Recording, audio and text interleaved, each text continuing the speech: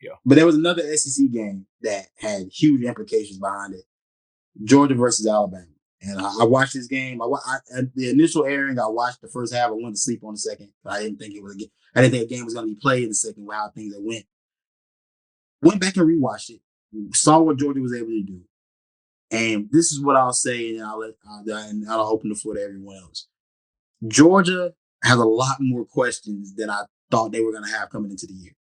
I thought Carson Beck was taking a step forward and becoming more of the commander of that team. Now he did have a good second half, but even when you go back and watch the second half, there are plenty of turnover worthy plays that simply just didn't get made. He put the ball in harm's way a little too much for me to believe that this is a guy on Mel Kiper's big board that's supposed to be better than Shedeur Sanders and Cam Ward and Quinn Ewers. It's hard for me to believe that. I didn't see a lot of that kid show up in that game. Now, kudos to him and Georgia as a team. Championship mentality, not quitting on that game by any stretch of the imagination and being able to take the lead late. But what we saw against Kentucky can't be dismissed as, oh, it was just one of those types of games. Like, no, there's something real there.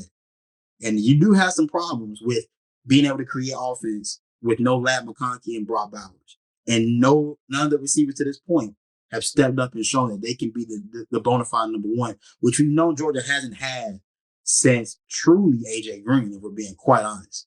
They haven't had a truly dominant number one. I'm looking at Georgia right now and saying, dog, you got Texas on the road here in a few weeks. Are you ready for that? Are you ready for it? Because the team I saw the other night is not ready to go win that type of game. Right now, I think Georgia's got a lot of questions. And for Alabama, you got a lot of questions too. Because Jalen Milroe, for everything that he displayed in that first half that was exciting, it seemed like he built on top of what he did last year. The second half very much became about a quarterback that isn't comfortable with making the plays and from the pocket consistently enough to be able to win games or to be able to continuously produce offense if his legs are being nullified in a key matchup as such as, as the one we saw this Saturday. So a lot of questions for both teams. I left with more questions than answers for each of them. Well, I'll say this, and I gotta hop off. But I think, like you said, I feel like both programs do have questions because first and foremost, that was probably one of the best games this season out of any game this year. Let's start there. And it's like you said with Georgia, they really never had a clear number one threat, and I feel like they didn't have to because their defense was so dominant, where it was just like it was pretty like divided for them. You know what I'm saying? Um, for Bama's case, for Jalen, it's one of those things where it's like you can't allow that to happen, especially going up that big, in the first half and just doing what you do and just allowing, even just Bama in general, just allowing Georgia to have a slither of light come back, to win that game. But it's just like, for both of them, it's like, yeah, like I really don't have worries for either one of them, at least for now. But it's like you said, T, it's like Georgia, you got the horns next week. You feel what I'm saying? You got the horns. And I was telling people, like recently, man, not to like touch ships or anything, Texas coming. If it's not this year, it's next year. They coming. Because when Quinn Lee 16 taking over, and when 16 taking over, that is a wrap.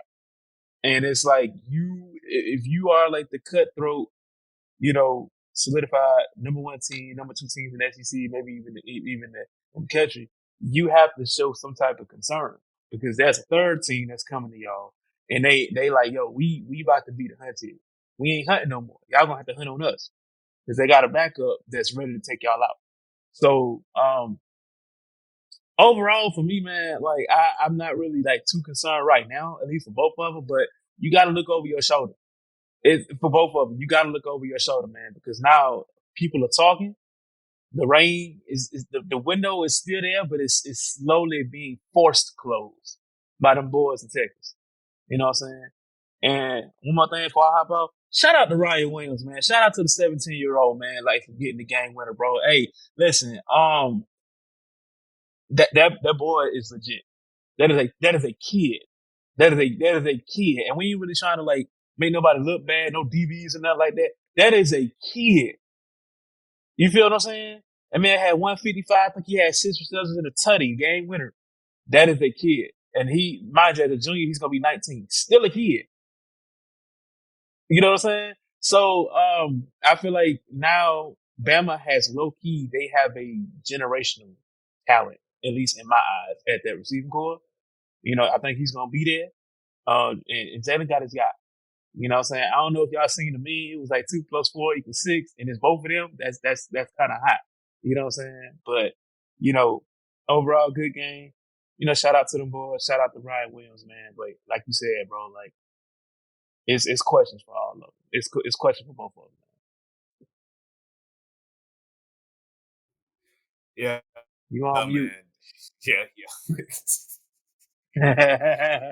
It's kind of. I mean, just throw this in here, bro. It's crazy though, the fact when this kid go to the league, he'll be 20 years old. He'll be 20 years old. There's some folks that's like starting school at 20, freshman at 20. He gonna be in the league. You know what I'm saying? Bro. And he got 4 years of college behind him. That's the crazy part. He gonna have 4 years of college at 20 years old. That man, he can't even go to the bar. You know what I'm saying? When he gets to the league, that's crazy. When he go to the league, he won't be old enough. He won't be old enough to drink. This kid is special, man. Wherever the board found this kid at, when he still stayed, even after Saban left too, he still stayed.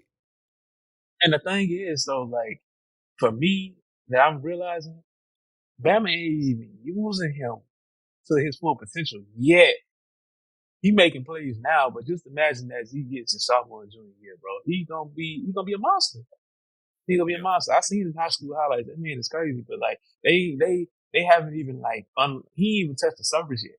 He just out there playing right now. But just imagine when he unlock his full skill, that kid gonna be dangerous. He's gonna be dangerous. Yeah. I think I saw the story. He came into the spring camp or whatever. He was working with the threes. He was working with the third strings, and then he just moved his way up after 2 practices to start. I think that's what they said. So, but just to dive into this, Georgia, way to fight back, man. Honestly, that's how you really got to play Kirby Smart, because you know you can get a 50-point lead on Kirby, and Kirby's gonna find a way to get back. Like he ain't gonna. I tell people Kirby is not gonna just take an ass whoop. That just ain't gonna happen. He ain't just gonna whoop Kirby Smart's ass. So yeah, good adjustments in the second half to come back in it. I think Carson. Personally, I kind of said from the start that Carson Beck he's one of them elite game manager traits. He's the Brock Purdy of college football right now. Because he's getting carried by a damn good head coach, and then also just blue chip talent surrounding him. You know, with a good running back, well balanced out. You know, wide receiver core, whatever. Because you know Georgia, like you said, Georgia really don't have that dynamic wide receiver just yet. Soon, I'm surely they'll get some soon, but Carson Beck, he displays that he's just a good game manager. He managed to get his team back in. Now, I just think what's hurting Georgia is they need a better OC, because we know who Mike Bobo is. Mike Bobo is just getting carried by these blue chip players, honestly, and that's what showed. But and also Bama, I think Bama need to be concerned as well, because there's plenty of times that the camera pointed right back at the board, and he looked like a deer in the headlights. Like he looked lost. Like he looked like you know what I'm saying? Like he didn't know what was going on almost. Like he looked, you know what I'm saying? So luckily that player Ryan Williams, he saved them from embarrassment.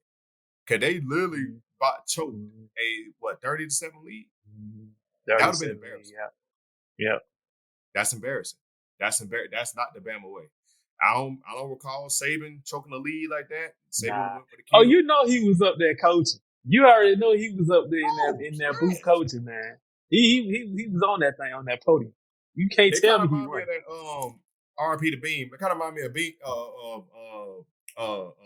Kobe Bryant, he's looking at, that meme, and he's looking at Shanti's Lakers, disappointment, probably still looking at disappointment to this day. But, he's just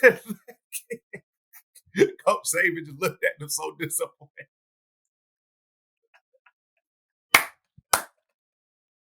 Hey, look here, man. I'm gonna let you rock out just because you haven't seen the title since you were playing football in high school, big dog. So I understand your frustration with all that. I get it. It's been a while. Things get a little dry. You know what I'm saying? Get you some water, very hydrated. You know what I'm saying? Maybe that well will fill up. But but to your point though, this Alabama team this has kind of been where Alabama's been at in terms of their overall team structure. They haven't had the consistent quintessential Bama team that's been able to play hard in those defense and consistently hold teams to under 20 points. Even in the last few years of Nick Saban, it still wasn't to that Bama level that we consider to be the standard. For them, they have a lot of questions to figure out. Because I'm looking at the running back position for Alabama and saying there isn't a single guy in that running back room that can instantly take over a football game. And we know Bama to have that year after year. And the more I look at where they couldn't get things done, having to run Jalen Monroe because he's your best runner is a problem. If Jam Miller can provide, consistent positive yards for you on the ground, then that's a problem.